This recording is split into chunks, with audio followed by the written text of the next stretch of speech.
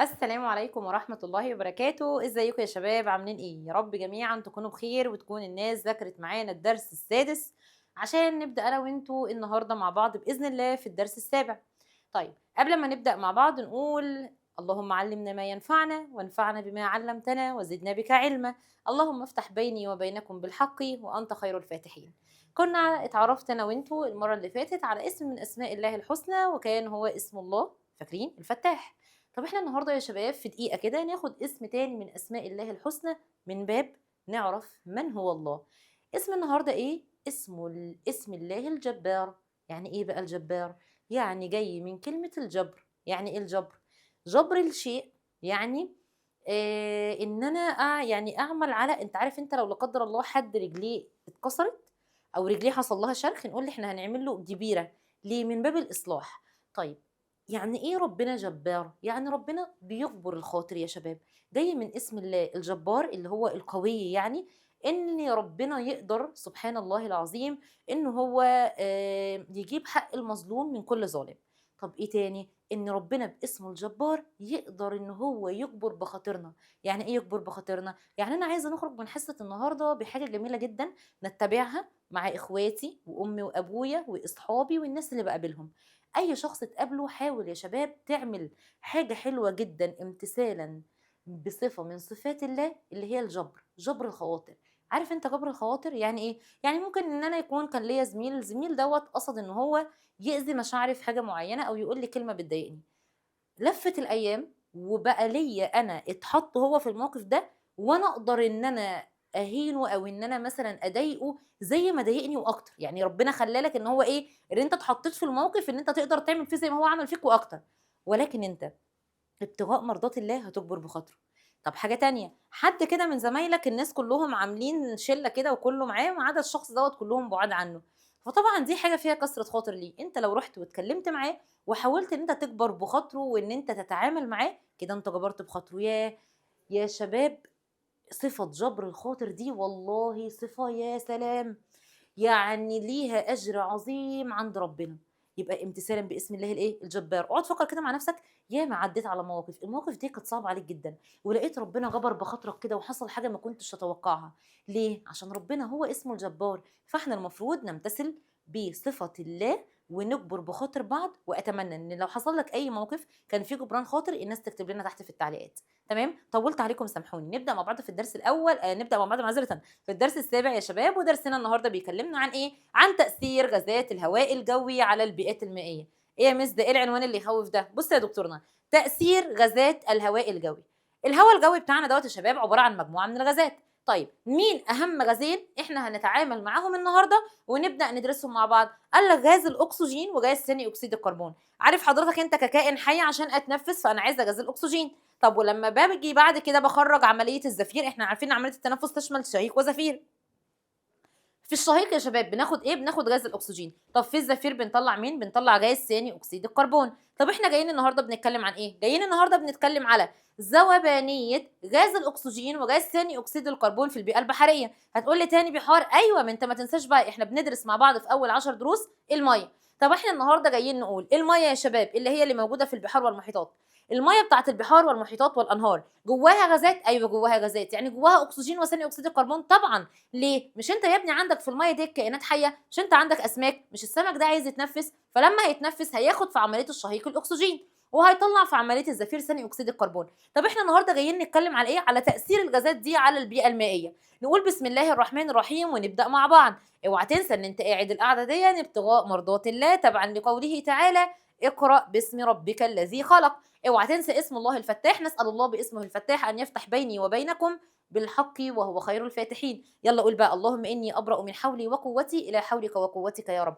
يا رب احنا بنبرأ من حولنا وقوتنا الى حول الله وقوته في الفهم والاستيعاب وتحصيل اعلى درجات ان شاء الله. يلا يا شباب نبدأ مع بعض. اول حاجه يا شباب الدرس ده جاي يكلمنا عن ايه؟ جاي يكلمنا عن بعض العوامل اللي موجوده في البيئه البحريه. زي ايه؟ زي اول عامل هنبدأ نتكلم عليه النهارده في درسنا بتاع النهارده: تأثير ذوبان غازات الهواء الجوي في الميه.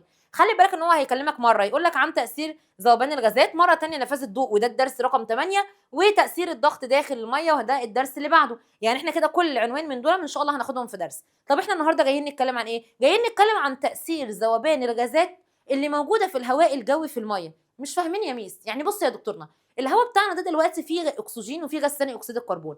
الغازات دي يا شباب بتدخل في الميه وبتدوب. طيب احنا عايزين نعرف ايه؟ رقم واحد، عايز اعرف مصدر الغازات دي في الميه ايه. رقم اتنين، الغازات دي مين فيها بيدوب اكتر من التاني. طب رقم تلاته، ايه اللي يحصل لو الغازات دي زادت وايه اللي يحصل لو الغازات دي قلت. ده ملخص درس النهارده. يبقى انا محتاجه اتعرف على الغاز، مصدره منين، اهميته ايه اللي يحصل لو زاد، ايه اللي يحصل لو قل.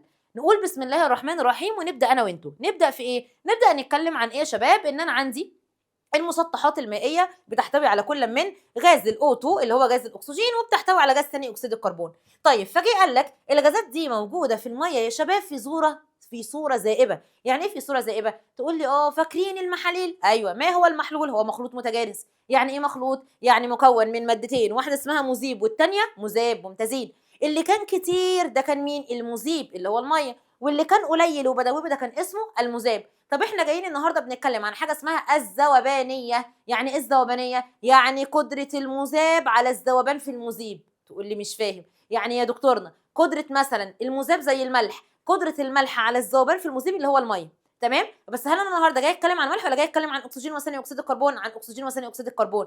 فمعنى كلمه الذوبانيه يعني قدره المذاب، الحاجه اللي انا هدوبها اللي هو الاكسجين او ثاني اكسيد الكربون، على الذوبان في المذيب اللي هي الميه بتاعه البحار والمحيطات والانهار، لتكوين محلول متجانس ولا غير متجانس؟ متجانس. يعني ايه متجانس؟ يعني لا يمكن تمييز مكوناته. يعني انا لما دوبت الميه في الملح دوبت لحد تمام الدواب، هل عينيك قادره تشوف الملح بعد ما دوبتها؟ لا، يبقى ده اسمه متجانس. انما لو جبت ميه ورمل ودوبت، هل الرمل هيدوب؟ لا. ولما اجي ابص على الرمل هلاقي الرمل موجود، يبقى ده كده اسمه محلول غير متجانس. يبقى انا لو قادره اشوف مكوناته ده اسمه غير متجانس، لو مش قادره ده اسمه متجانس. طب الميه جواها غاز الاكسجين وثاني اكسيد الكربون، هل حد شافه قبل كده؟ لا. ليه؟ لان كون محلول متجانس. تمام. طيب اداني تعريف تاني للذوبانيه، قال لك ده اقصى كميه مطلوبه من المذاب في حجم معين من المذيب لتكوين محلول مشبع. وتعالى نقف هنا. ما المقصود بالمحلول المشبع؟ اقول لك يا دكتورنا، انت مره ممكن تجيب كوبايه ميه وتحط فيه معلقه سكر وتدوب وهتلاقيها دابت، معلقه كمان وتدوب دابت. طيب لحد ما نوصل للمعلقه رقم 7 مثلا، تيجي تدوب تلاقي لا بقى خلاص هي مش راضيه تدوب. ليه مش راضيه تدوب؟ لان المحلول بيوصل لحاجه اسمها مرحله التشبع. يعني ايه التشبع؟ اصل الماده اللي انا بدوبها دي بتدخل في المسافات البينيه ما بين جزيئات الميه. زي بالظبط انت حاطط ترابيزه، الترابيزه دي تسع 10 كراسي، بس انت حاطط 5 كراسي بس. هل ينفع اجيب 5 كمان مع الخمسه؟ تقول لي ايوه، لان هي بتسع 10. طب هل ينفع اجيب 50 على الترابيزه دي؟ تقول لي لا خلاص يا ميس، المكان هيكون اتملى، المكان هيكون تشبع. فده نفس اللي حصل. فبدا يقول لك تعريف تاني للذوبانيه، اقصى حاجه مطلوبه، يعني اقصى عدد كراسي كام للترابيزه؟ 10. ما خلاص بقى ما فيش مكان تاني. ليه؟ لان كده الترابيزه تشبعت. فاقصى كميه مطلوبه من المذاب في حجم معين من المذيب عشان اعمل لحضرتك محلول مشبع. المحلول دوت يبقى محلول مستقر عند درجه حراره وضغط معينين. طيب احنا عايزين نعرف ايه؟ قال لك عايزين نعرف ان الذوبانيه دي بتتاثر بشويه عوامل. زي ايه مثلا؟ قال لك زي درجه الحراره. ابسط حاجه، روح هات كوبايه ميه من الحنفيه وهات كوبايه ميه سخنه وحط في دي معلقه ملح ودي معلقه ملح وقلب الاثنين. الملح يدوب اسرع في الميه البارده ولا الميه السخنه؟ ممتاز، الميه السخنه. فكلما زادت درجه الحراره كلما زادت الذوبانيه. تاني حاجه هنتكلم عن الضغط، ثالث حاجه هنتكلم عن طبيعه المواد، ودي هناخدها بالتفصيل ان شاء الله. تعالى اول حاجه نشوف ذوبانيه الغازين في الظروف العاديه. بس حب يقول لك ايه؟ لو انت عايز تحسب ذوبانيه الغاز في المحلول، مش احنا دلوقتي يا شباب درس النهارده بيتكلم ان انا معايا غازين اكسجين وثاني اكسيد الكربون عايزين ندوبهم في الميه بتاعه البحار والمحيطات والانهار عشان نعمل محلول متجانس؟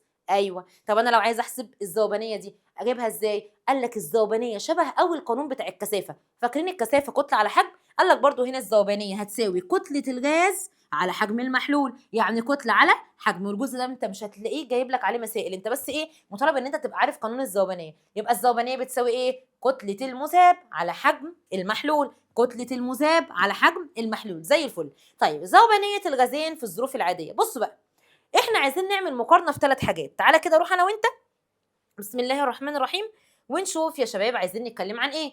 انا وانت هنعمل مسابقه ما بين غاز الاكسجين وغاز ثاني اكسيد الكربون.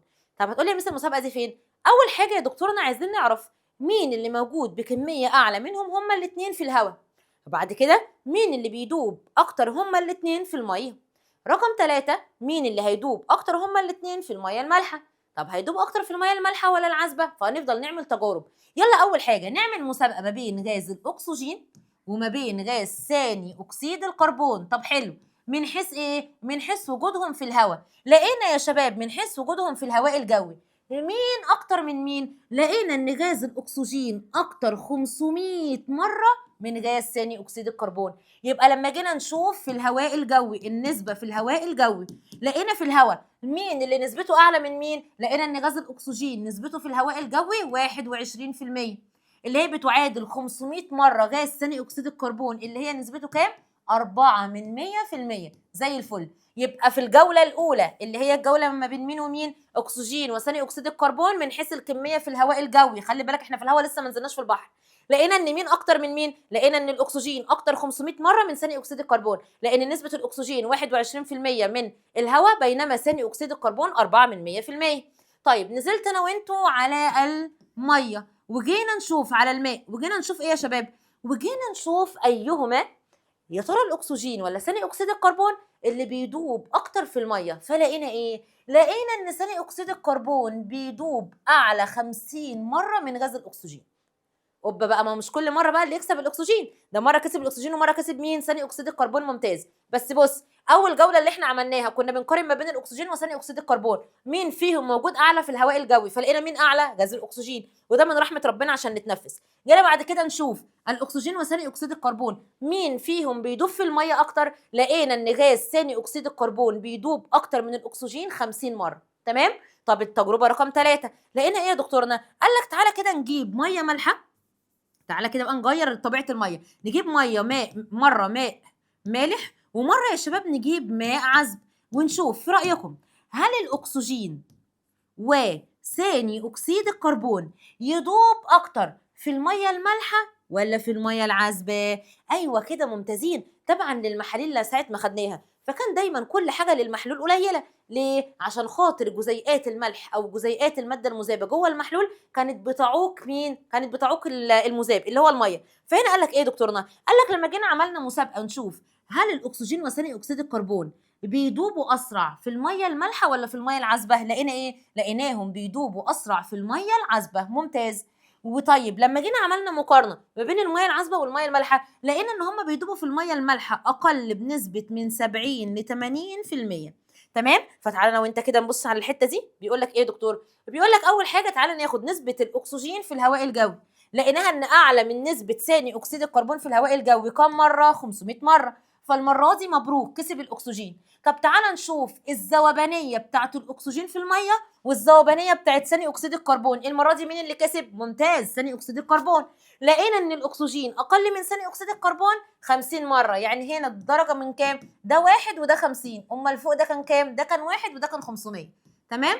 طيب تعالى نشوف تالت حاجه، ذوبانيه الغازين في ميه المحيط المالحه، لقيناهم بيدوبوا اكتر في الميه المالحه ولا في الميه العذبه؟ ممتاز، في الميه العذبه اكتر. طيب فلقيناها اقل معذره بتقول لك بكام؟ من 20 الى 30%. يبقى اقل معذره، انا كنت هنا قلت لكم من، بصوا انا هنا كان قصدي من 70 ل 80، هم بيدوبوا من 70 ل 80%، فيبقى فقدوا قد ايه؟ فقدوا من 20 الى 30 اللي هي التكمله بتاعتهم. تمام. يعني هم بيدوبوا 70 او 80، يبقى كده فقدوا 20 الى 30، فهي دي اللي هي مكتوبه عندكم هنا. يبقى احنا لما جينا نشوفهم الذوبانيه في الميه المالحه لقيناها قلت قد ايه؟ قلت من 20 ل 30%. يعني دابوا بنسبه كام؟ دابوا بنسبه من 70 الى 80. ده بنسبة من 70 إلى 80، يعني قلت بنسبة قد إيه؟ قلت من 20 ل 30، قلت من 20 إلى 30 من ذوبانيتها في المية العذبة. فهنا قال لك فاكر أنا كنت قايله لكم غاز الأكسجين موجود بنسبة كام؟ ممتاز، 21 ولا 4%؟ 21. أمال غاز ثاني أكسيد الكربون 4%. فهنا هيبدأ يقول لك المعلومة دي. تمام يا شباب. يبقى غاز الأكسجين نسبته في الهواء الجوي 21%، وغاز ثاني أكسيد الكربون 4%، اللي هي كانت ده كسب كام لكام؟ ده كسب 500 لواحد، 500 إلى 1. طيب جه بعد كده يا شباب يكلمنا على ذوبانيه الغازين عند درجات الحراره المرتفعه. فلقينا ايه؟ قال لك لقينا حاجه بقى، لقينا ان كل ما الميه تبقى سخنه اكتر كل ما بتقل قدرتهم على الذوبان. طب مين بيقل اكتر من التاني؟ قال لك تعالى كده اوريك. لقينا ان غاز ثاني اكسيد الكربون يا شباب كل ما الميه تبقى سخنه قوي كل ما قدرته على الذوبان تقل، يبقى ضعيف مش قادر يدوب. اقل من مين كمان؟ اقل من غاز الاكسجين. تاني صلى على النبي صلى الله عليه وسلم. انا دلوقتي جايبه اكسجين وجايبه ثاني اكسيد الكربون، حطيتهم في الميه السخنه، لقيتهم الاثنين زادوا ولا قلوا في الذوبانيه؟ قلوا.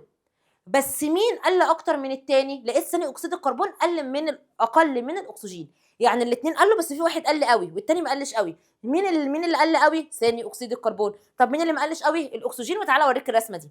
فهنا بيقول لك ايه بقى؟ بيقول لك هتتناقص نسبه غاز ثاني اكسيد الكربون الدائب في الميه بمعدل اكبر من تناقص غاز الاكسجين. بس خلي بالك ان مع درجات الحراره الاعلى هما الاثنين قلوا، سواء اكسجين او ثاني اكسيد الكربون الاثنين قلوا يا شباب. بس مين اللي قل اكتر من التاني؟ ثاني اكسيد الكربون للاسف قل اكتر من التاني. فتعالى كده اوريك الشكل ده. الشكل دوت بيعبر لنا عن درجات الحراره مع غاز ثاني اكسيد الكربون. فتعالى نبص كده. لاحظنا ايه؟ لاحظنا ان كلما زادت درجه الحراره، بص درجه الحراره كانت 10 20 30 40 50 60، لما وصلنا عند درجه حراره 60 لقينا ان وصلت لكام؟ وصلت لنص، يعني عماله تقل قوي. يبقى انا كلما زودت درجه الحراره بلاقي قدره ثاني اكسيد الكربون على الذوبان عماله بتقل. كل لما تسخني اكتر هتلاقيني بقل في الذوبان، يعني انا مش عارفه ان انا ادوب جوه الميه السخنه. طب وبالنسبه لغاز الاكسجين لقينا برضو غاز الاكسجين بيقل، بس هل غاز الاكسجين قل زي ثاني اكسيد الكربون؟ لا، كان اعلى منه حبتين. شايفين يا شباب؟ كان ثاني اكسيد الكربون كان اعلى منه شويه. وصلت كده؟ يبقى لما اجي اقول لك عند عمل مقارنه ما بين مين ومين، ما بين غاز الاكسجين وغاز ثاني اكسيد الكربون، مالهم في الميه السخنه وفي الميه البارده؟ بيدوبوا اكتر في السخن ولا في البارد؟ تقول لي لا بيدوبوا اكتر في البارد. طب ولما حطيناهم في الميه السخنه؟ تقول لي الاثنين قلوا. بس مين قل قوي اكتر من التاني؟ عاش، ثاني اكسيد الكربون قل اكتر من غاز الاكسجين. يبقى احنا كده هتلاقي عامل لك هنا مقارنه حلوه قوي. يلا بقى، احنا معانا الفريقين، فريق كوره اسمه الاكسجين وفريق تاني اسمه ثاني اكسيد الكربون. لما جينا نقارن ما بين نسبتهم هما الاثنين في الهواء الجوي، مين اللي جاب 500 هدف ومين اللي كان واحد؟ عاش، الاكسجين جاب 500، فنسبه الاكسجين 500 الى 1. طب لما جينا نشوف مين فيهم بيدوب في الميه، لقينا مين اللي بيدوب اكتر من التاني ب50 مره. ممتاز جدا. لقينا غاز ثاني اكسيد الكربون بيدوب اعلى 50 مره من غاز الاكسجين. طب لما جينا نشوفهم هما الاثنين في الميه المالحه وفي الميه العذبه، لقيناهم بيدوبوا اكتر في الميه المالحه ولا العذبه؟ ممتاز، بيدوبوا اكتر في الميه العذبه. طب لما وديناهم للميه المالحه كده بدأنا ان احنا نلاحظ قالوا بنسبه كام؟ قال لك قالوا بنسبه من 20 الى 30. فتعالى لي هنا كده يا دكتور، فقال لك ايه بقى؟ هنا جايب ميه مالحه وميه عذبه. قال له بنسبه كام؟ من 20 ل 30. يعني اصبح دلوقتي القدره بتاعتهم ان هم شغالين من 70 الى 80%، وديت اللي انا كنت بقول لكم عليها. يبقى من 70 الى 80%. هنا لو احنا في ميه عذبه ده بيدوبوا بنسبه 100%، انما لو احنا في ميه مالحه هندوب بنسبه كام؟ من 70 الى 80. يعني المتوسط ما بينهم كام يا شباب؟ تقول لي يا مثلا المتوسط يعني اجمع الاثنين واقسم على الاثنين، 70 و80 150. يبقى المتوسط كام؟ المتوسط 75%. يبقى انت لما حطيت غاز الاكسجين او غاز ثاني اكسيد الكربون في الميه المالحه بقى بيدوب زي الميه العذبه؟ لا، كنت تقول لي يا مستر في الميه العذبه كان بيدوب بنسبه 100%، انما لما حطيته في الميه المالحه بقى بيدوب بنسبه 75% بس. برضه نفس الفكره هنا. ادي معايا غاز الاكسجين لما كان في الميه العذبه كان بيدوب بنسبه 100%، اول ما حطيته في الميه المالحه بقى بيدوب بنسبه من 70 ل 80، يعني المتوسط 75%. وصلت كده يا شباب؟ وصلت؟ طيب، فهنا بيقول لك ذوبانيه ثاني اكسيد الكربون والاكسجين في الماء المالح تقل الى نسبه من 70 الى 80% من ذوبانيتها في الميه العذبه. زي الفل. طيب، فاكرين لما جربنا؟ ادي مره جاب لك غاز ثاني اكسيد الكربون في الميه البارده، ومره غاز ثاني اكسيد الكربون في الميه الدافيه. فاكرين كنت كل ما بوديه من بارد لدافئ بتقل الذوبانيه. فقال لك تتناقص ذوبانيه ثاني اكسيد الكربون بارتفاع درجه الحراره. طب تعالى نشوف الاكسجين. مره جبناه في الميه البارده ومره في الميه الدافيه، لقيناه ايه اللي حصل؟ برضو قلت درجه الذوبانيه كلما انتقلت الى الميه الدافيه. ولكن لما جينا نشوف انا معايا اكسجين ومعايا ثاني اكسيد الكربون والاثنين سخنتهم، مين اللي قل؟ الاثنين. بس مين اللي قل اكتر من الثاني؟ ثاني اكسيد الكربون قل اكتر من الاكسجين. طيب تعالى هنا يا دكتور نحل. بيقول لك اذا كانت ذوبانيه الاكسجين في الماء المالح 10 مللي جرام 10 جرام لكل لتر، فأي الاختيارات التالية يمكن أن يمثل ذوبانيته في الماء العذب عند نفس درجة الحرارة؟ صلى على النبي محمد صلى الله عليه وسلم. فاكر أنا كنت بقول لك لما خدت الأكسجين وثاني أكسيد الكربون حطيتهم في المية المالحة بقوا بيدوبوا بنسبة 100% ولا 75؟ أيوة كده، اللي هو قال لك من 70 ل 80، فاحنا قلنا متوسط 75. ممتاز جدا. طب هو دلوقتي بيقول لك إيه؟ الأكسجين لما كان في المية المالحة طلع كام الذوبانية بتاعته؟ 10. طب امال لما احطه في الميه العذبه هيبقى كام؟ نعملها طرفين في وسطين. يعني ايه يا دكتور؟ تقول لي يا ميس مش هو لما كان في الميه المالحه طلعت الذوبانيه بتاعته 10؟ ايوه. طب هي الميه المالحه دي اللي هو كان بيدوب بنسبه كام؟ كان بنسبه 75%. يعني لما كان بيدوب بنسبه 75% طلعت الذوبانيه بتاعته 10. طب هو يا مس لما بيكون في الميه العذبه بتبقى ذوبانيته كام؟ 100%. طب انا دلوقتي بقى عايزه اعرف لما كان 100% هتساوي كام؟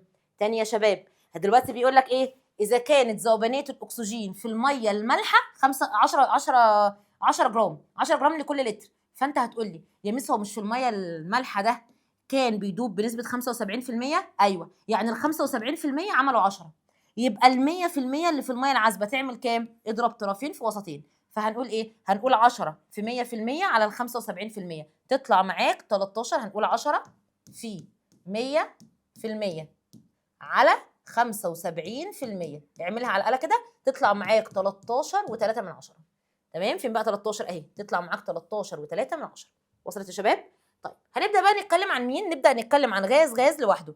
غير اللون كده وتعالوا نتكلم عن كل غاز، نعرف عنه ايه بقى. عايزين نعرف اكتر من حاجه عن الغازات دي يا شباب.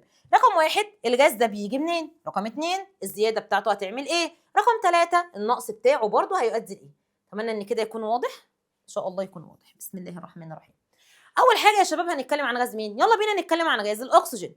غاز الاكسجين انا لسه قايله لكم من شويه كان موجود في الهواء الجوي، صح؟ فاكرين كان غاز الاكسجين غلب غاز ثاني اكسيد الكربون كام؟ ممتاز، 500 لواحد. ليه؟ عشان نسبة غاز الأكسجين في الهواء الجوي 21%، بينما نسبة ثاني أكسيد الكربون 4%. ممتاز جدا. فجي قال لك يا دكتورنا هو إيه مصادر غاز الأكسجين في البيئة المائية؟ يعني أنا وأنت دلوقتي نزلنا البحر، فجينا ندور هل في البحر ده فيه غاز الأكسجين؟ أيوه فيه غاز الأكسجين. طب بيجي منين الأكسجين اللي موجود في البحار؟ قال لك من مصدرين. المصدر الأولاني وهو المصدر الرئيسي من الهواء الجوي، يبقى الأكسجين اللي موجود في المية مصدره الأساسي مين؟ الهواء الجوي. ممتاز جدا. طب ايه رقم 2؟ قال لك رقم 2 يا دكتورنا هو مش انت عندك الميه اللي موجوده في البحار ديت موجود تحت في البحار في نباتات مائيه وفي حاجه اسمها طحالب، زي الطحالب الذهبيه اللي احنا كنا خدناها من ضمن مملكه الطلائعيات اللي ليها القدره على عمليه البناء الضوئي؟ ايوه. طب مش انت عارف ان مملكه النبات اللي هي يعني اي نباتات او عوالق نباتيه او حتى الطحالب مش دي بتعمل عمليه البناء الضوئي وبتطلع غاز الاكسجين؟ ايوه. يبقى كده من مصادر غاز الاكسجين من الكائنات النباتيه اللي موجوده في البحار. يبقى احنا كده خدنا كم مصدر لغاز الاكسجين؟ تقول لي مصدرين. في مصدر اساسي يا ميس وهو الهواء الجوي، وفي مصدر تاني من البحار اللي هي الكائنات النباتيه او الكائنات اللي ليها القدره على عمليه البناء الضوئي اللي موجوده في البحار. فقال لك يا دكتورنا، قال لك اول حاجه يتوفر غاز الاكسجين من خلال عمليتين اساسيتين. اول عمليه الهواء الجوي وده المصدر الرئيسي، اوعى تنسى ان الاكسجين موجود بنسبه 21%. طيب وقال لك ايه تاني حاجه؟ قال لك بيدوب الاكسجين بنسبه ضئيله في الميه وتزداد هذه النسبه في البحار والمحيطات. ازاي؟ قال لك في البحار والمحيطات نتيجه الامواج واضطراب الميه داخل المحيط، مما يتسبب في زياده معدل تبادل الغازات ما بين الغلاف الجوي والغلاف المائي. صلي على النبي محمد صلى الله عليه وسلم. عارف يا ابني لما بتحصل موجه كبيره كده وتنزل تاني؟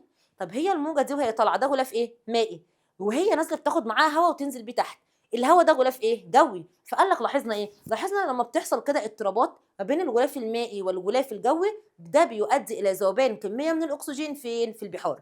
يبقى المصدر الاساسي لغاز الاكسجين في المسطحات المائيه هو الهواء الجوي. طب ايه المصدر الثاني؟ اوعى تنسى انا لسه قايله لك الكائنات النباتيه اللي بتعمل عمليه البناء الضوئي اللي موجوده في البحر. فجي قال لك تقوم الكائنات المائيه ذاتيه التغذيه زي مين؟ زي حاجه اسمها العوالق النباتيه والطحالب. زي انهي الطحالب اللي خدناها مع بعض في الدرس الخامس؟ الطحالب الذهبيه اللي في مملكه الطلائعيات. قال لك والنباتات المائيه تعمل عمليه مهمه جدا اسمها عمليه البناء الضوئي. عمليه البناء الضوئي ديت بيطلع منها غاز الاكسجين في الميه. فهنا قال لك العوالق النباتيه ديت اللي احنا بنسميها الفيتوبلانكتون. فيتوبلانكتون اشمعنى بنسميها فيتوبلانكتون؟ عشان ليها القدره على عمليه البناء الضوئي. مالها بقى؟ قال لك دي كائنات مجهريه، يعني كائنات صغننه جدا تقوم بعمليه البناء الضوئي وتشكل الغذاء الاساسي للكائنات الاخرى كالاسماك. عارفين يا شباب ساعات كده تحس ان الميه معكره، هي مش ميه معكره، هي ميه فيها الفيتوبلانكتون، الحاجات الصغننه خالص دي اللي ليها القدره على عمليه البناء الضوئي. طب الحاجات العالقه دي او النباتات العالقه او الكائنات الدقيقه العالقه اللي احنا سميناها الفيتوبلانكتون. ايه دورها؟ رقم واحد عمليه البناء الضوئي، رقم اتنين تشكل غذاء لبعض الاسماك الصغيره. اكيد مش هتبقى للسمك الكبير، يعني السمك الكبير مش هياكل فتافيت، ولكن لبعض الاسماك الايه الصغيره. يبقى صلي على النبي محمد صلى الله عليه وسلم. احنا دلوقتي بنتكلم عن مصادر غاز الاكسجين. كده الاكسجين ليه كم مصدر؟ اتنين. ايه اول مصدر؟ الهواء الجوي. ايه تاني مصدر؟ الكائنات النباتيه او البحريه اللي بتقوم بعمليه البناء الضوئي اللي موجوده في البحار والمحيطات. طيب هل يا شباب غاز الاكسجين مهم؟ يعني لازم يعني نلاقي غاز الاكسجين؟ قال لك طبعا يا عم. فاكر من شويه لما كنا خدنا قبل كده او الدرس السادس معانا لما كنا بنتكلم عن مشكله كان اسمها نقص الاكسجين، وكنا عالجنا مشكله نقص الاكسجين بابطاء عمليه الايض. طب انا دلوقتي جايه اكلمك ان انا محتاجه ليه غاز الاكسجين، تقول لي يا ميس عشان السمك يتنفس. مظبوط. فقال لك محتاجين غاز الاكسجين. قال لك الاكسجين اللي دايب في الميه ده دور مهم جدا جدا لانتاج الطاقه. ايه ده؟ ازاي الطاقه؟ فاكر انا لسه قايله لك ايه لما كانت بتواجهنا في الدرس السادس المشكله بتاعت الكائنات اللي موجوده في الاعماق، ان كان الاكسجين قليل، وكنت بقول لك يا ابني انا دلوقتي معايا شويه اكسجين قليلين، هل اتنفس بيهم ولا اخدهم اعمل بيهم طاقه؟ قلنا لازم الاثنين. فكنت باخدهم اتنفس بيهم واخد جزء منه اعمل بيه طاقه من خلال عمليه اكسده الغذاء او عمليه الايض، ولكن كنا بنقلل عمليه الايض عشان ما نستخدمش اكسجين كتير. فانا هنا يا شباب عايزه ليه غاز الاكسجين؟ اول حاجه اكيد عشان التنفس، تاني حاجه عايزه غاز الاكسجين عشان اكسد الغذاء واخد منه الطاقه من خلال عمليه. هنا انا هاكسد الغذاء، هاكسده يعني احط عليه اكسجين واكسره، يبقى دي عمليه هدم ولا بناء؟ هدم. ممتاز. يبقى انا هنا عايزه الاكسجين عشان اعمل اكسده لجزيئات الجلوكوز. مين الجلوكوز دون؟ الجلوكوز دوت عباره عن سكر، السكر دوت باخده بكسره وبطلع منه الطاقه، بس بكسره في وجود مين؟ غاز الاكسجين. طب مين اللي بيكون سكر الجلوكوز؟ النباتات. يبقى النبات بيعمل عمليه البناء الضوئي عشان يديني حاجه ولا اتنين؟ اتنين. بيديني حاجه اسمها سكر الجلوكوز اللي انا بكسره واخد منه طاقه، وبيديني الاكسجين اللي انا بستخدمه عشان اكسر بيه مين؟ بكسر بيه سكر الجلوكوز. فقال لك ان احنا بنعوز الاكسجين عشان نحصل منه على الطاقه من خلال اكسده الغذاء ومن خلال عمليه التنفس الخلوي. اكسده الغذاء دي اسمها تنفس ايه؟ خلوي. واوعى تنسى التنفس الخلوي ده كان بيتم جوه حاجه في الخليه اسمها الميتوكوندريا. مين الميتوكوندريا؟ دي مصنع الطاقه في الخليه. يبقى انا عشان اجيب طاقه بعمل ايه؟ بجيب الجلوكوز منين؟ من النبات، واحط عليه ايه؟ اكسجين، فاعمل عمليه اسمها تنفس ولا تنفس خلوي؟ ممتاز، اسمها تنفس خلوي. جوه عضي في الخليه يا شباب اسمه ايه؟ اسمه الميتوكوندريا. يبقى انت كده خدت الطاقه اللازمه للبقاء. تمام. ودي كده عمليه تسمى عمليه هدم ولا بناء؟ عمليه هدم. طيب تاثير زياده غاز الاكسجين المذاب في الميه. ماذا يحدث اذا زاد غاز الاكسجين؟ تقول لي يا ميس لا ده احنا بنحبه. اه والله يا ابني بنحبه. يبقى كده هتحصل حاجات حلوه ولا حاجات وحشه؟ لا حاجات حلوه طبعا. يعني كلما زاد غاز الاكسجين ده هيساعد على حاجات كويسه جدا. اول حاجه هيعزز عمليه التنفس. بدل ما كانت الاسماك بتاعه الاعماق يا عيني كانت بتعاني ان هي عندها نقص اكسجين، ولكن بواسطه التكيفات الفسيولوجيه قدرت ان هي تعمل ايه؟ قدرت ان هي تبطئ عمليه الايض. طب انا هنا لو بقول لك مبروك يا سمكه انت عندك اكسجين كتير، هتفرح ولا هتحزن؟ اكيد هتفرح. فقال لك عند زياده غاز الاكسجين بنعمل تعزيز لعمليه التنفس. لما بعزز التنفس كده معايا اكسجين كتير فاقدر اعمل عمليه اكسده كتير فاخد طاقه كتير، فتلاقي السمكه بتلعب كده ونشيطه في البحار. فقال لك تعتمد الكائنات المائيه على عمليه التنفس على الاكسجين المذاب في الميه. طيب فاكرين من الدرس السادس ايه الحاجه اللي كانت عند الاسماك بتخليها تقدر تستخلص الاكسجين الزائف في الماء؟ زعانف ولا خياشيم؟ ممتاز، خياشيم. فاكرين الدلافين كان عندها ايه من فوق راسها كده عشان تتنفس؟ فتحات تنفسيه. ممتازين. فهنا قال لك يا دكتور ان انا هبدا استخدم غاز الاكسجين المذاب في الميه عشان كده هي بتستخدمه عشان تؤدي الى زياده كميه الاكسجين. يعني ايه؟ يعني بيقول لك ان الكائنات ديت بتعتمد على عمليه التنفس في الاكسجين الدايب في الميه. لذلك كل ما حضرتك هتكتر لي اكسجين كل ما هحسن عمليه الايه؟ التنفس. طب رقم 2 قال لك تحسين التمثيل الغذائي. يعني ايه تحسين التمثيل الغذائي؟ ما هو اكيد بقى كل ما انا هتنفس كتير كل ما انا عندي اكسجين يعني هكسر جزيئات الجلوكوز واخد طاقه وابقى نشيط. فقال لك تحسين التمثيل الغذائي اللي هي عمليات الهضم يمكن للمستويات العاليه من الاكسجين. لو انت عندك شويه اكسجين كتار اللي موجودين في الميه بتساعد الكائنات المائيه على ايه؟ تدعيم عمليات التمثيل الغذائي. اكتب لي كده عندك في الكتاب يعني عمليه الاكسده اللي بتتم فين؟ في الميتوكوندريا اللي هي اسمها تنفس ولا تنفس خلوي؟ اسمها تنفس خلوي. ممتازين جدا اللهم بارك. طيب وبتعمل على ايه تاني؟ تعزيز النمو. يعني هتقول لي يا ميس ايه اللي دخل عمليه النمو هنا؟ ما هي يا دكتورنا افرض انت واخد الطاقه الكافيه، خلاص انا عندي شويه طاقه حلوين جدا وعنديش غذاء بقى، ما احنا عندنا اكسجين، هبدا اعمل ايه؟ هبدا اعمل عمليه بناء. فاكرين تفاعلات الايض؟ تفاعلات بيوكيميائيه تشمل عمليتين هدم وبناء. لو انا عايزه طاقه بعمل هدم، طب لو انا عندي طاقه كافيه خلاص وعندي غذاء، فابدا ابنيه واعمل عمليه بناء، والبناء كان بيستهلك طاقه، ولكن هنا هكسب ايه؟ ان انا هنمو. يبقى شفت الاكسجين مهم ولا لا؟ يبقى الاكسجين مهم عشان يعزز عمليه التنفس، الاكسجين مهم عشان يساعد على عمليه التمثيل الغذائي اللي هو الحصول على الطاقه او النمو. طب رقم 3 قال لك زياده النشاط، اكيد بقى ما بما ان انا عندي اكسجين يبقى بالتالي هاكسد الغذاء، يبقى عندي طاقه، فهبقى هتلاقي ان السمك بتاعك نشيط. قال لك هيساعد الاسماك على عمليه السباحه لانه نشيط بقى، وهيساعدوا على عمليه الصيد، وهيساعدوا على عمليه التكاثر. اعكس كل ده، لو ما فيش اكسجين يبقى مش هيقدر يسبح، ومش هيقدر يصطاد، ومش هيقدر كمان ان هو يتكاثر. طب بيعمل على ايه تاني؟ قال لك الحفاظ على توازن النظام البيئي. ازاي بحافظ على توازن النظام البيئي؟ ما هو انت يا دكتورنا طول ما عندك اكسجين، طول ما انا هتلاقي ايه؟ هتلاقي البيئه المائيه كلها في حاله سلامه ولا في حاله خلل؟ اكيد في حاله سلامه. فقال لك يعد التوازن الصحي للاكسجين المزاف في الميه امر بالغ الاهميه في الحفاظ على البيئه بتاعتك. من خلال ايه؟ قال لك من خلال دعم مجموعه الاسماك، خلاص السمك بقى هيبقى نشيط، اللافقاريات اي كائن لا فقاري، والنباتات. يا ربي، يعني كده غاز الاكسجين مهم ولا مش مهم؟ مهم جدا جدا جدا. طب احنا كده خدنا ايه الى الان عن غاز الاكسجين؟ رقم واحد خدت مصادر غاز الاكسجين، انا بجيبه منين؟ المصدر الرئيسي الهواء الجوي، المصدر الثاني الكائنات النباتيه اللي موجوده في البحار زي العوالق النباتيه اللي سميناها الفيتوبلانكتون. طيب رقم 2 ايه اهميه غاز الاكسجين؟ اول حاجه بيساعد على تعزيز عمليه التنفس، تاني حاجه عمليه التمثيل الغذائي، طيب تالت حاجه بيساعد معانا على ايه؟ بيساعد على زياده النشاط، رابع حاجه الحفاظ على التوازن البيئي. هلاقي كل البيئه المائيه في حاله توازن، سواء السمك او اللافقاريات او النباتات اللي موجوده. تعالوا نحل. بيقول لك ايه؟ اختر الاجابه الصحيحه من ما بين الاجابات المعطاه. الشكل المقابل يوضح حوضا للاسماك يضخ فيه احد غازات الهواء الجوي لمده طويله، فلوحظ زياده نشاط الاسماك. هنا انا حطيت للسمك ده غاز، فلما حطيت له الغاز ده لقيت السمك بقى نشيط، يبقى انا حطيت له غاز ايه؟ اكيد غاز ساعد على اكسده الغذاء والحصول على الطاقه، يبقى ده اكيد غاز الاكسجين. ممتاز، يبقى غاز مين؟ غاز الاكسجين. كده خلصنا كلامنا عن غاز الاكسجين، يلا بينا نجري بسرعه على غاز مين؟ ثاني اكسيد الكربون، وهناخد نفس الكلام اللي احنا خدناه عن غاز الاكسجين، بس مع بس الفرق كان ان احنا ناخد حاجه اضافيه عليه. احنا لما اتكلمنا عن غاز الاكسجين خدنا رقم 1 المصادر، خدنا رقم 2 الاهميه. هنا احنا هناخد المصادر والاهميه، وهناخد ايه اللي يحصل لو زاد غاز الاكسجين او لو قل. طيب تعالى يا دكتورنا، بجيب منين غاز الاكسجين؟ معذره، غاز ثاني اكسيد الكربون. نفس الفكره بتاعت الاكسجين. مين المصدر الرئيسي للحصول على غاز الاكسجين؟ قلت لي الهواء الجوي. مين المصدر الرئيسي للحصول على ثاني اكسيد الكربون؟ برضو الهواء الجوي. ممتازين، يبقى انا بجيب ثاني اكسيد الكربون من الهواء. طب بجيب ثاني اكسيد الكربون منين تاني؟ تقول لي ثواني يا ميس، هو مش البحر ده فيه كائنات؟ ايوه.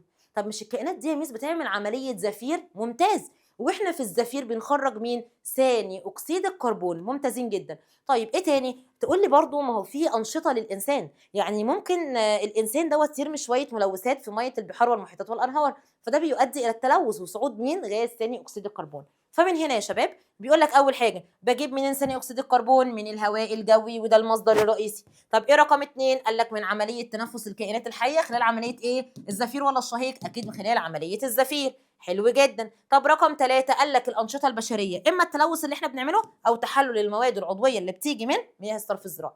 يعني تلاقينا انا عندي حته ارض، فابدا بقى ايه؟ اعمل ماسوره كده من الارض اللي عندي ديت اروح ارميها على ميه البحار والمحيطات، ده ينفع؟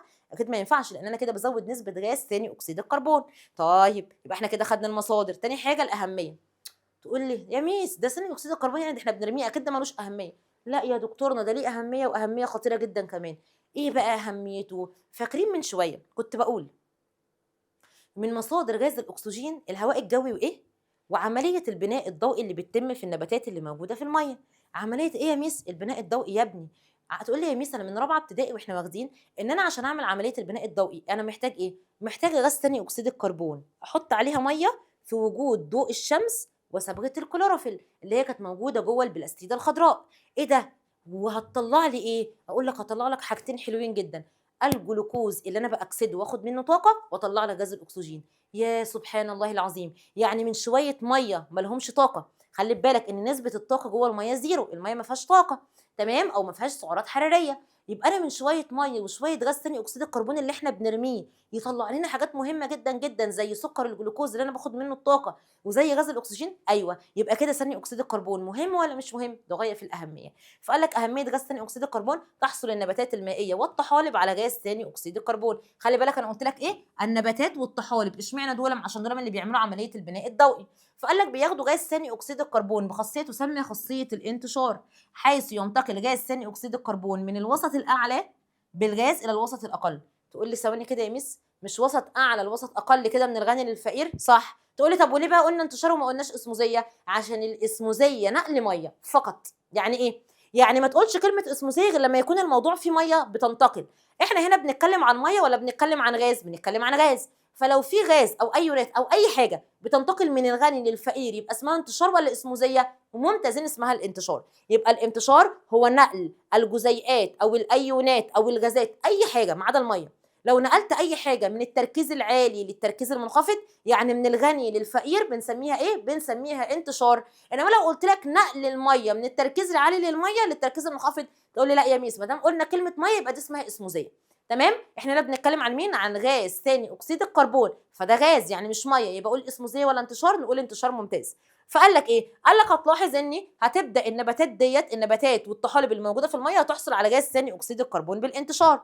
غاز ثاني اكسيد الكربون ده عنصر اساسي عشان اعمل عمليه البناء الضوئي. طب فاكرين كنت عايزه ايه وايه في وجود مين ومين عشان اعمل ثاني اكسيد عشان اعمل عمليه البناء الضوئي؟ ايوه، كنت عايزه ثاني اكسيد الكربون احط عليهم شويه ميه في وجود ضوء الشمس وصبغه الكلوروفيل عشان اعمل لكم جلوكوز وغاز الاكسجين. فقال لك يا دكتورنا يعتبر غاز ثاني اكسيد الكربون عنصر مهم في عمليه البناء الضوئي عشان اكون المواد العضويه كالكربوهيدرات، زي اللي هو مين؟ سكر الجلوكوز. وسكر الجلوكوز تركيبه C6H12O6. تقول لي يعني ايه؟ يعني يا دكتور الجلوكوز ده بيكون من 6 ذرات كربون و12 ذره هيدروجين و6 اكسجين. طب تعالى ناخد كده المعادله. قال لك انت عايز ايه وايه في وجود مين عشان تعمل؟ قال لك احنا عايزين ثاني اكسيد الكربون حط عليه ميه في وجود ضوء الشمس وصبغه الكلوروفيل، واقول لك مبروك عليك، طلع عندنا الجلوكوز والميه وغاز الاكسجين. طب قد ايه بقى؟ بص، هو مش انت عندك هنا C6؟ يبقى انا لازم اكون مدخله كام كربونه؟ 6. يبقى احنا هنا هنقول 6 ثاني اكسيد الكربون. طب وهنا عندك ايه؟ عندك H12. يبقى انا لازم اكون مدخله 12 يبقى 12 ميه. يبقى انا كده مدخله 6 ثاني اكسيد الكربون مع 12 ميه. طلع لي ايه؟ طلع لي جزيء جلوكوز اللي هو C6H12O6 مع 6 ميه و6 ثاني اكسيد الكربون. يبقى كده لما نيجي نقول 6 12 بعد كده ما فيش حاجه 6 6 6 12 مفيش حاجه 6 6. علمها كده 6 12 ده ما عندهاش حاجه 6 6. يبقى دي اسمها معادله ايه؟ معادله البناء الضوئي. مين اللي لازم يكون موجود؟ ضوء الشمس، عشان كده عمليه البناء الضوئي بتتم بالنهار. ولازم يكون موجود كمان مين؟ صبغه الكلوروفيل اللي موجوده في البلاستيده الخضراء. يبقى انا كده استخدمت غاز ثاني اكسيد الكربون عشان اطلع لحضرتك مركب عضوي عالي الطاقه اللي هو زي الجلوكوز، وطلعت لحضرتك كمان غاز مهم جدا جدا لتنفس الكائنات الحيه اللي هو غاز الاكسجين. طيب تأثير زيادة نسبة غاز ثاني أكسيد الكربون المذاب في المية. يعني إيه؟ يعني يا دكتورنا فاكر من شوية لما قلت لك لما غاز الأكسجين زاد إحنا فرحنا ولا زعلنا؟ فرحنا. أهلا الأكسجين تعالى، ده أنا اللي بستخدمك في التنفس وفي التمثيل الغذائي وفي النشاط وفي كل حاجة كويسة. إنما هل يا دكتور لو زاد عندي غاز ثاني أكسيد الكربون نفرح ولا نزعل؟ تقول لي ما أنت لسه قايلة إن ثاني أكسيد الكربون ده كان كويس عشان عملية البناء الضوئي. ماشي، بس هل قلت لك النسبة الزيادة؟ لا. ليه؟ لأن لو زاد ثاني أكسيد الكربون هيبدأ يعمل لي أضرار في البيئة البحرية. إيه هي الأضرار ديت؟ أول ضرر معانا يا دكتور قال لك ارتفاع نسبة غاز ثاني أكسيد الكربون بيعمل حاجة اسمها التحمض. تحمض؟ تقول لي تحمض ايه؟ الميه بقت حمضانه؟ لا ركز، يعني ايه تحمض؟ مش انت خدت حاجه قبل كده اسمها البي اتش ميتر اللي هو البي اتش، وكنا خدنا كده تدريج من 0 ل 14. تعالى ما افكرك، كنا خدنا تدريج من 0 الى 14 وفي النص كان عندي رقم كام؟ 7. كان اي حاجه تحت السبعه كانت حمضي، اي رقم فوق السبعه كان قلوي. حلو جدا. فهنا قال لك ايه؟ قال لك دلوقتي انا معايا غاز ثاني اكسيد الكربون كتير. طب مش ثاني اكسيد الكربون دوت دايب في الميه H2O؟ ايوه. لو دوبت ثاني اكسيد الكربون جوه الميه يطلع عندك حمض اسمه حمض الكربونيك. حمض الكربونيك ده H2CO3 اسمه ايه؟ حمض يعني ايه؟ يعني انت تحت السبعه ولا اعلى من السبعه؟ يعني اقل من السبعه، يبقى اسمه حمض الكربونيك. يبقى ده معناه يا ابني طول ما ثاني اكسيد الكربون كتير الميه تبقى حمضيه ولا قلويه؟ لا حمضيه. ممتاز. يعني كده الرقم البي اتش بيزيد ولا بيقل؟ ممتاز بيقل. فتقول لي زياده نسبه ثاني اكسيد الكربون في الميه يؤدي الى حاجه اسمها ايه؟ التحمض. يعني ايه التحمض؟ يعني الميه تبقى حمضيه. طب ليه الميه حمضيه؟ تقول لي يا مش عشان جاز ثاني اكسيد الكربون ده هيدوب في الميه فيعمل لي حمض اسمه حمض ايه؟ اسمه حمض الكربونيك او حمض الكربونيك. حمض الكربونيك ده H2CO3. طب هيعمل ايه حمض الكربونيك؟ يقلل قيمه البي اتش. يعني ايه يقلل قيمه البي اتش؟ احنا اتفقنا بقى ان البي اتش 0 7 14. فانا كل ما اكون حمضي انا كده هقل عن السبعه، عشان كده قلت لك تعمل ايه؟ يخفض قيمه البي اتش، يعني هقل عن السبعه. تمام كده يا شباب؟ طيب التحمض ده ماله؟ تخيل انت معاك حاجه حمضيه، واحنا اتفقنا ساعه ما خدنا في الدرس السادس دوره حياه نبات السلمون. السلمون ده لما قلنا مش انا كان عندي حاجات اسمها اليرقات اللي هي الصغننه دي او البيض الصغير، هل السمك السلمون حطه في الميه مالحه ولا العذبه؟ لا حطه في الميه العذبه. ليه؟ قلنا عشان حفاظا عليه عشان بيبقى رقيق.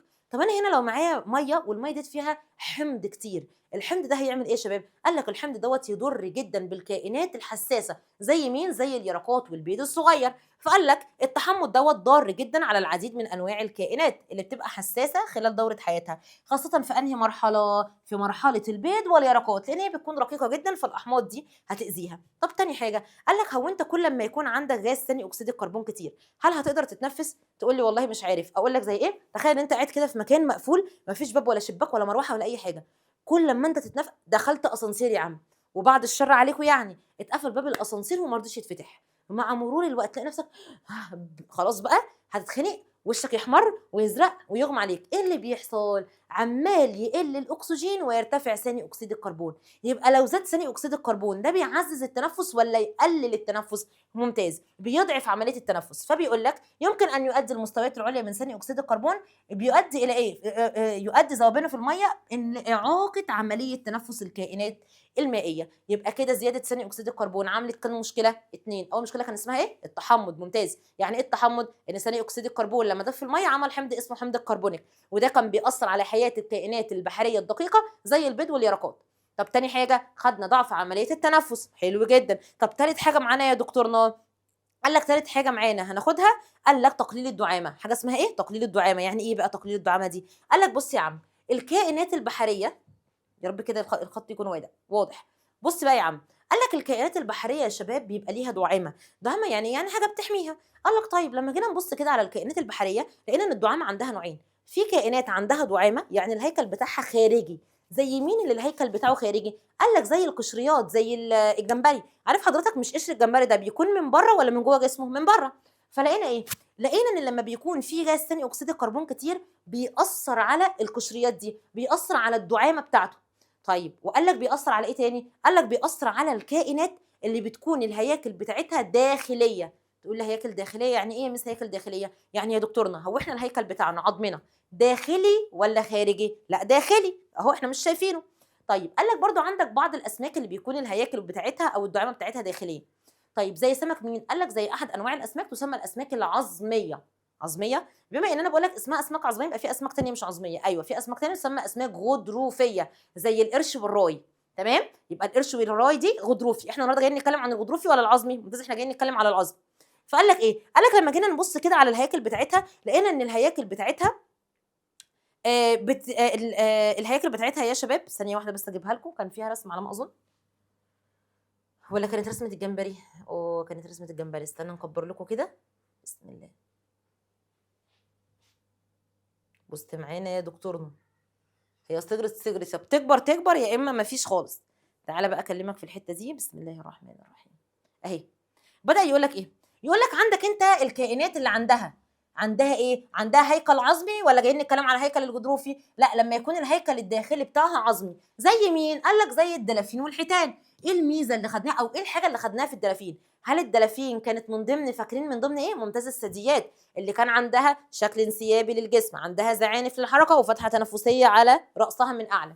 فهنا قال لك لو انت عندك كائنات من الكائنات اللي الهيكل بتاعها داخلي وعظمي مش غضروفي، داخلي وايه؟ وعظمي. طب يعني ايه داخلي وعظمي؟ قال لك يعني بيبقى داخل في العظام بتاعتهم عنصر اساسي وهو فوسفات الكالسيوم. يعني ايه فوسفات الكالسيوم؟ يعني كالسيوم على فوسفات. طيب ايه اللي هيحصل؟ قال لك لاحظنا يا دكتورنا ان الكائنات اللي الهياكل بتاعتها هيكل داخلي وعظمي، يعني عنده فوسفات الكالسيوم وكمان عنده شويه كده من بروتين اسمه بروتين الكولاجين. مالهم بقى الاسماك ديان؟ قال لك لما بتزود، وطبعا اللي عنده كده زي السمك البلطي، قال لك لما بتزود ثاني اكسيد الكربون عليهم دوت بيأثر على ايه؟ بيأثر على الكالسيوم اللي موجوده جوه اجسامها، فبالتالي تلاقي السمكه بقت سمكه ضعيفه. صلى على النبي صلى الله عليه وسلم. احنا بس بنتكلم عن ايه؟ بنتكلم عن الاثار السلبيه الناتجه عن زياده ثاني اكسيد الكربون. ايه اول حاجه وحشه نتجت عن زياده ثاني اكسيد الكربون؟ التحمض.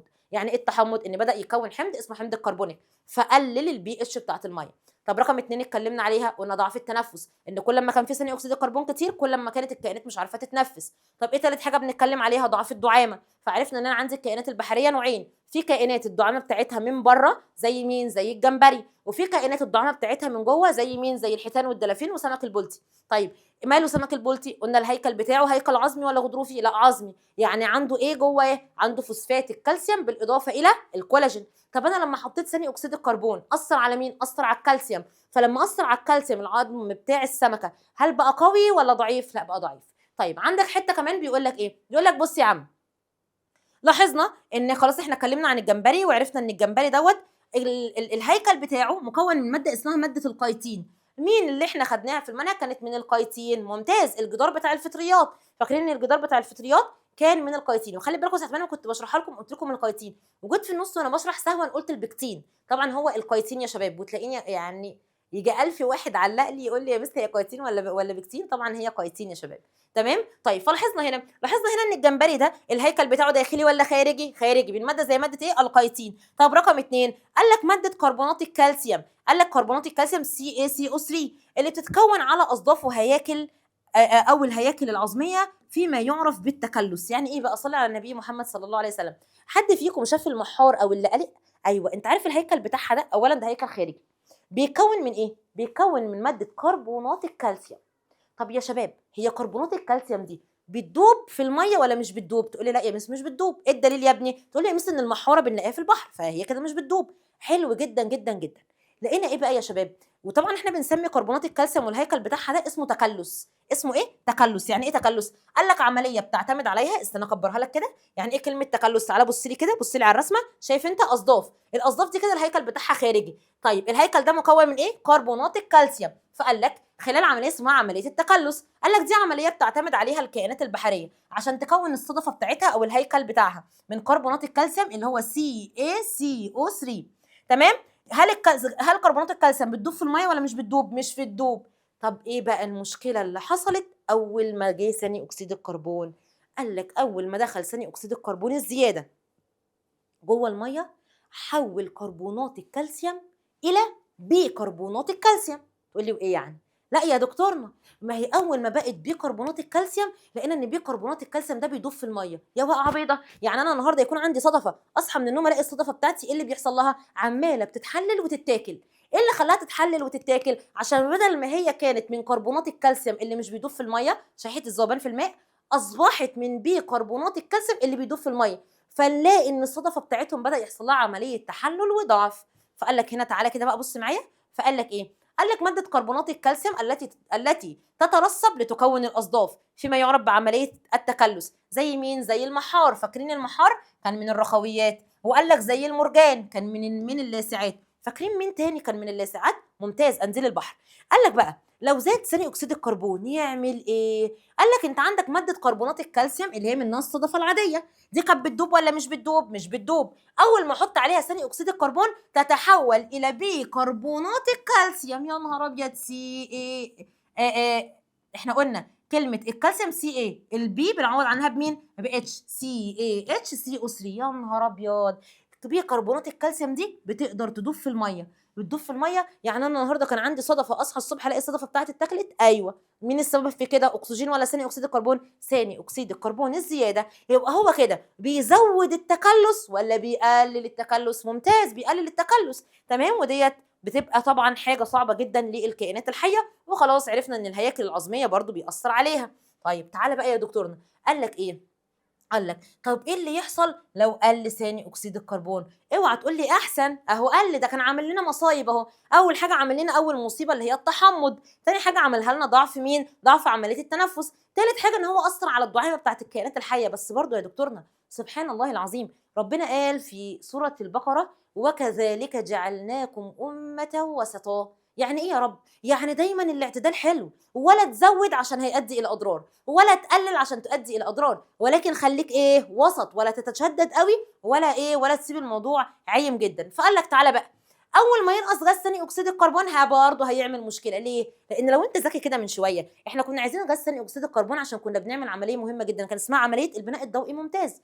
فانا لو ما كانش عندي ثاني اكسيد الكربون يبقى شكرا كده مش هعمل بناء ضوئي. لو مش هعمل بناء ضوئي يبقى ما عنديش جلوكوز، يبقى ما عنديش طاقه، يبقى ما عنديش اكسجين، يبقى كده الله يرحم السمكه. فقال لك تعالى يا دكتورنا نشوف. قال لك اول حاجه لو قل غاز ثاني اكسيد الكربون هيؤدي الى انخفاض عمليه البناء الضوئي، ولو ما فيش بناء ضوئي يؤدي الى نقص مين؟ الطاقه. ممتاز جدا. فقال لك تحتاج النباتات والطحالب الى غاز ثاني اكسيد الكربون. لو قل ثاني اكسيد الكربون هيقل البناء الضوئي، فبالتالي هيقل تكوين السكر وانتاج الطاقه، وبالتبعيه هيقل غاز الاكسجين. طيب ايه تاني؟ قال لك هيأثر على سلاسل الغذاء. ازاي هيأثر على سلاسل الغذاء؟ لان قال لك لما قل ثاني اكسيد الكربون كده هتقل نسبه السكريات زي الجلوكوز، وبالتالي الطاقه اللي جوه الكائنات الحيه هتبدا تقل، فبالتالي هتقل كميه الطاقه في سلاسل الغذاء. تقول لي يا مس مش فاهم يعني ايه سلاسل الغذاء. فاكر يا دكتورنا من شويه لما كنت بقول لك ان من مصادر غاز الاكسجين الهواء الجوي والكائنات النباتيه والعوالق النباتيه اللي كان اسمها فايتوبلانكتون؟ فاكر لما كنت بقول لك الفايتوبلانكتون ديت اللي بتعمل عمليه البناء الضوئي تعتبر غذاء للاسماك الصغيره؟ ايوه برضو. طب انا لو عندي الفايتوبلانكتون دي مفيش غاز ثاني اكسيد الكربون، يبقى الفايتوبلانكتون مش هتقدر تعمل عمليه البناء الضوئي، يبقى كده الفايتوبلانكتون هتبقى ضعيفه. فهل السمكه اللي كانت بتاكلها هل هتلاقي اكل؟ لا، فده هيأثر على سلاسل الغذاء. سبحان الله العظيم. طب ايه تاني؟ قال لك هيعمل خلل في توازن الرقم الهيدروجيني. ازاي؟ هنا بقى لما انا هقلل ثاني اكسيد الكربون يبقى كده الرقم الهيدروجيني هيقل ولا هيزيد؟ تقولي لا يا مس ده انا كده هبقى قلوي. فقال لك برضه هيأثر على الكائنات الحيه. لو ثاني اكسيد الكربون قليل هيؤدي الى زياده قيمه الرقم الهيدروجيني، يعني هيبدا يعلى بقى، بدل ما هو كان اقل من 7 هيبقى اعلى من 7. طب ده هيأثر على ايه؟ قال لك هيأثر برضه على الكائنات الحساسه اللي موجوده في البحار زي مين ومين؟ البيض واليرقات. برافو عليكم. طيب من هنا قال لك يعني ايه سلسله غذائيه؟ المسار اللي بتمشي فيه الطاقه ما بين الكائنات الحيه زي ما قلت لك الفيتوبلانكتون والاسماك. تعال نحل يا دكتور. اذا علمت ان كربونات الكالسيوم مكون رئيسي لقشر بيض الدجاج. عارفين البيضه اللي احنا بناكلها؟ القشره ديت من كربونات الكالسيوم اللي احنا اتفقنا شحيحه الذوبان ولا بتدوب؟ ممتاز، شحيحه الذوبان. فقال لك ايه؟ فعند قيام طالب بالتجربه الموضحه بالشكل المقابل لدراسه تاثير امرار غاز ثاني اكسيد الكربون لفتره طويله خلال ماء مقطر موضوع به بيضه، ما الذي قد يحدث لقشره البيضه بعد انتهاء التجربه؟ تعالى كده، هو هنا جايب لك التجربه عباره عن ايه؟ عباره عن ان هو جايب خل، والخل ده يا شباب حمض، حط على الخل ثاني اكسيد الكربون.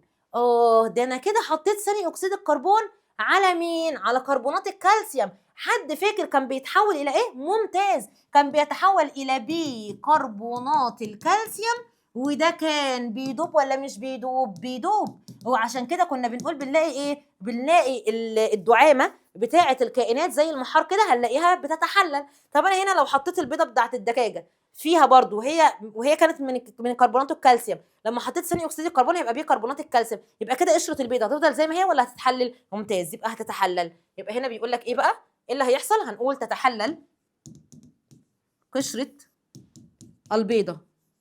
بيقول لك فسر ليه بقى تحلل؟ بسبب تحول كربونات الكالسيوم. حد فاكر كربونات الكالسيوم كانت بتدوب ولا شحيحه؟ ممتاز، شحيحه الذوبان في الماء هتتحول الى ايه؟ الى بيكربونات الكالسيوم الذي يذوب في الماء. ايوه كده زي الفل. طب السؤال الثاني، اذكر تطبيقا لهذه التجربه في البيئه البحريه. ايه التطبيق؟ ان عند زياده نسبه غاز ثاني اكسيد الكربون في الماء يؤدي الى ايه؟ تقليل التكلس. يعني ايه تقليل التكلس؟ اللي هو ضعف الدعامه. هيؤدي الى تحول كربونات الكالسيوم اللي بتكون بعض الهياكل زي هياكل المحار الى بيكربونات الكالسيوم الذائبه، فتؤدي الى ضعف الهيكل الخارجي للكائنات البحريه. وكده يا شباب بفضل الله عز وجل نكون خلصت انا وانتوا ايه، نكون خلصنا الدرس السابع. اتمنى ان الدرس يكون سهل. كنا بنتكلم النهارده عن ايه؟ كنا بنتكلم عن ذوبانيه غاز الاكسجين وثاني اكسيد الكربون. اتكلمنا عليهم مره في الهواء، ولما اتكلمنا في الهواء لقينا ان غاز الاكسجين هو اللي كسب، جايب 500 ضد واحد. لما اتكلمنا على غاز الاكسجين وثاني اكسيد الكربون في الذوبان في الميه، لقينا ان غاز ثاني اكسيد الكربون بيدوب اكتر 50 مره من غاز الاكسجين. طب لما اتكلمنا عليهم بيدوبوا اكتر في الميه المالحه ولا في الميه العذبه، لقيناهم بيدوبوا في الميه العذبه بنسبه 100%، في الميه المالحه من 70 الى 80، يعني متوسط 75.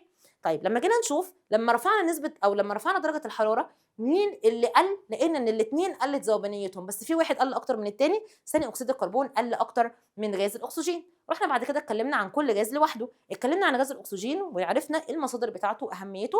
رحنا اتكلمنا عن غاز ثاني اكسيد الكربون وعرفنا المصادر والاهميه، الزياده بتعمل ايه والنقص بيعمل ايه. وبكده بفضل الله عز وجل نكون خلصنا الدرس السابع. ان شاء الله اوعدكم ان احنا كل حصه كده ناخد درسين درسين، بحيث ان احنا نخلص ونلحق ان شاء الله نراجع. لو وصلت معايا لحد هنا لقيت ان الفيديو افادك، اتمنى ان انت تشير الفيديو على اوسع نطاق، عشان حاجه واحده بس، عشان العلم ينتشر وعشان نؤجر كلنا ويبقى الامر كله في ميزان حسناتنا. لو حد عنده اي سؤال او اي استفسار يبدا يتواصل معانا على جروبات الواتساب، ان شاء الله هينزل عليها التقييم بتاع الدرس السادس والسابع محلولين. اقول لكم ايه، اتمنى ان انتم تكونوا فهمتوا مني النهارده. كنت سعيده ان انا كنت معاكم. باسمك اللهم وبحمدك نشهد ان لا اله الا انت، نستغفرك ونتوب اليك. دمتم في امان الله، والسلام عليكم ورحمه الله وبركاته.